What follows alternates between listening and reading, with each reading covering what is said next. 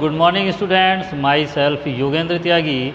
Today we will discuss new chapter 7, linear equation in one variable. Students, linear equation in one variable. Linear equation in one variable, if the highest power or degree of the variable is 1, the equation is called a linear equation in one variable.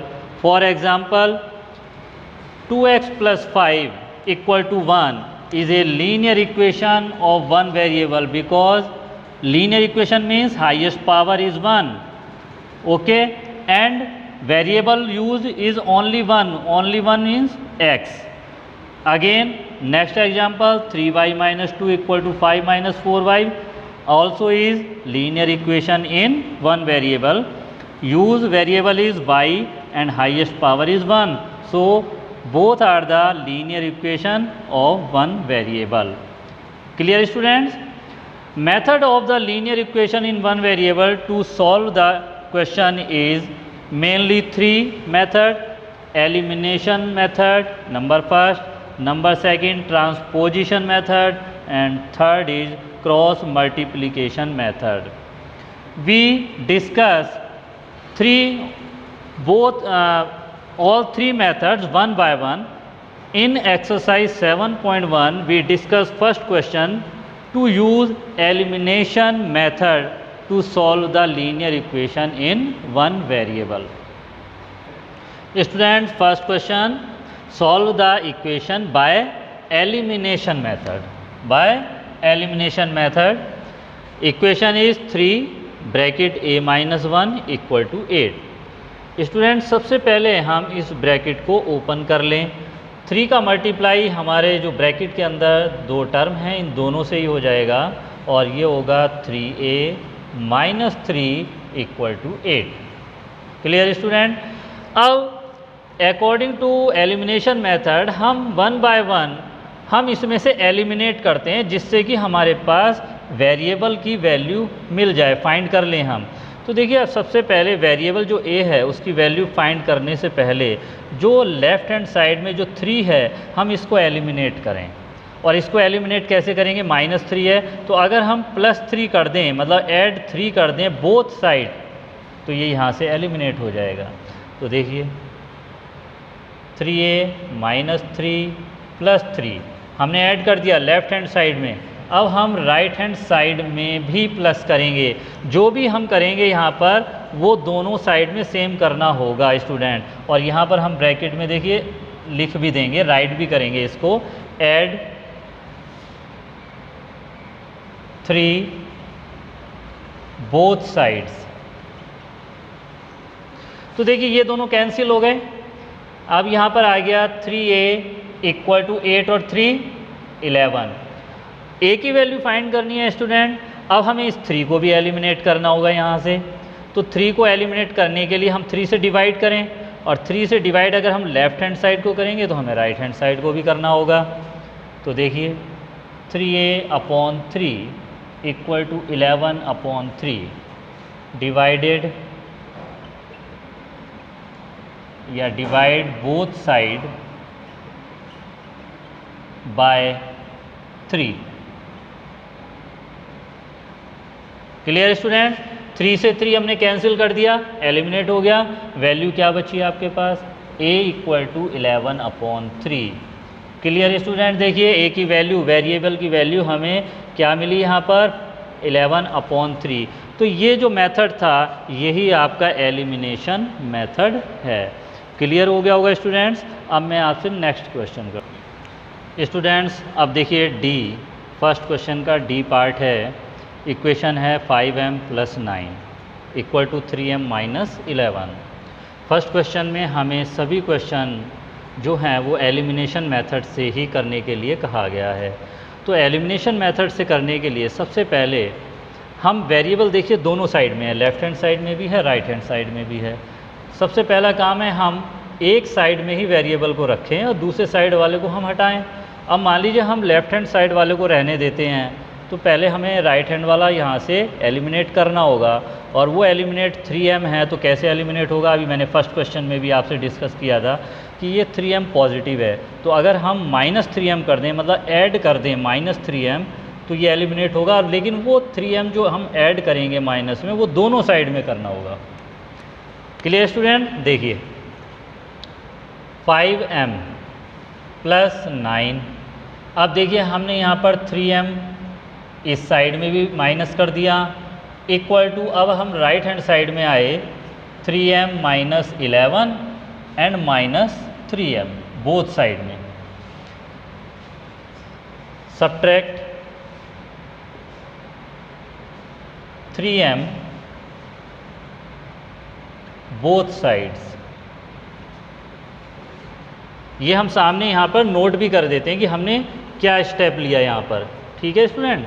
अब देखिए 5m में से 3m minus हुए 2m + 9 equal to, ये दोनों cancel हो गए, और इन्हीं को हमें एलिमिनेट करने के लिए ही ये काम किया था हमने कि दोनों साइड में 3m को हमने सब्ट्रैक्ट कर दिया था। अब यहाँ पर रह गया आपका -11। Clear student? देखिए अब नेक्स्ट स्टेप में आपको क्या करना है कि यहाँ से, क्योंकि आपको वेरिएबल की वैल्यू फाइंड करनी है, तो 2m जो है अभी इसको यहाँ पर रहने देंगे हम इस 9 को, जो हमारा कांस्टेंट टर्म है, इसको यहाँ से कैंसिल करें, एलिमिनेट करें। तो अगर 9 को हम एलिमिनेट करते हैं तो -9 करना होगा, तो वो लेफ़्ट में भी करना होगा, राइट में भी करना होगा। तो नेक्स्ट स्टेप पर आइए, 2m + 9, अब देखिए -9 कर दिया हमने लेफ़्ट हैंड साइड में, -11 यहाँ भी हमने -9 कर दिया, तो यहाँ देखिए subtract 9 by both sides. Clear student यहाँ तक? अब आइए नेक्स्ट स्टेप पर, देखिए ये कैंसिल, 2m इक्वल टू -11 -9 दोनों ही माइनस के हैं, तो -20 हो गया यहाँ पर। अब वेरिएबल की सिर्फ वैल्यू फाइंड करनी है m की, तो इसका मतलब जो हमारा ये न्यूमेरिकल कोफिशिएंट है, हमें इसको भी यहाँ से एलिमिनेट करना होगा स्टूडेंट। और ये कैसे एलिमिनेट होगा? जब हम 2 से डिवाइड कर दें। तो देखिए 2m/2 इक्वल टू -20/2। अब हम यहाँ पर क्या लिखेंगे? Divided both side by 2।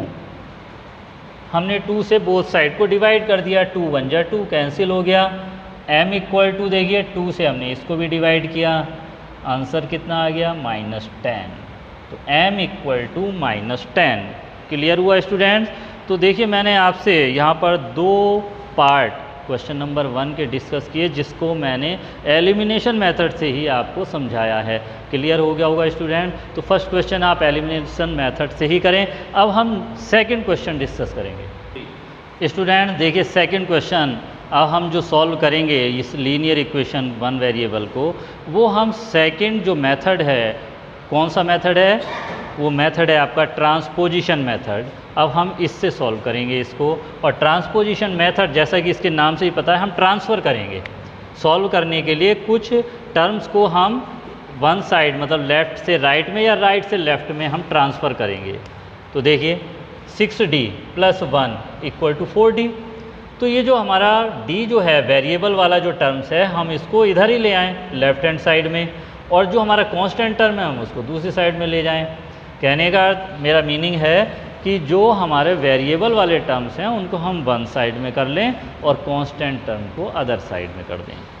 तो देखिए जब भी साइड चेंज होगी स्टूडेंट, तो हमेशा ध्यान रखना आप कि जो भी टर्म्स है उसका साइन चेंज हो जाएगा। तो 6d, अब 4d इधर आकर के -4d हो गया, और +1 इधर आकर के -1 हो गया। 6 में से 4d माइनस हुए, बताइए स्टूडेंट कितना बचा यहाँ पर? 2d।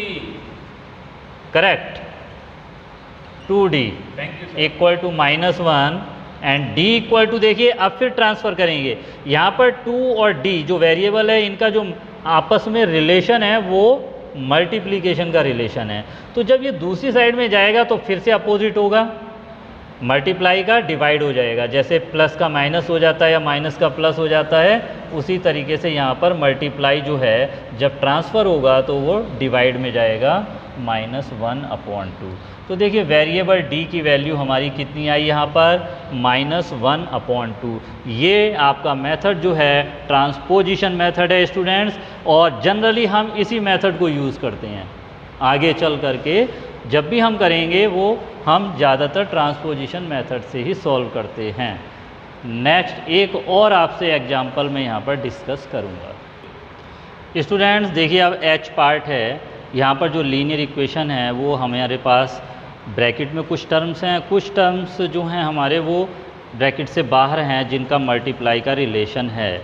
सबसे पहले हम ब्रैकेट को ओपन करेंगे और उसके लिए हम हमेशा ब्रैकेट से बाहर जो भी नंबर है उसके साथ मल्टीप्लाई कर देते हैं स्टूडेंट्स। और स्पेशली मैं इस क्वेश्चन को इसलिए डिस्कस कर रहा हूँ कि यहाँ पर पॉइंट यूज़ हो रहा है, और जब पॉइंट यूज़ होता है तो कुछ बच्चों को देखकर ही कुछ प्रॉब्लम्स ही हो जाती है, सर वो पॉइंट वाला ज़रूर एक समझा दो, आप कैसे करें हम।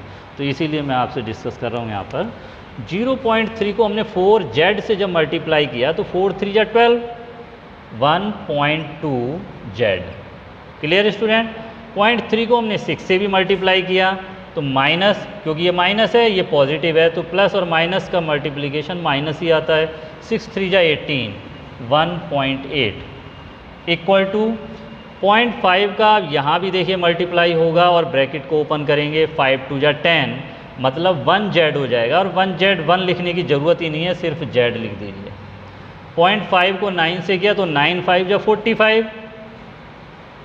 पॉइंट बीच में मिडिल में आ गया 4.5, ओपन हो गया ब्रैकेट।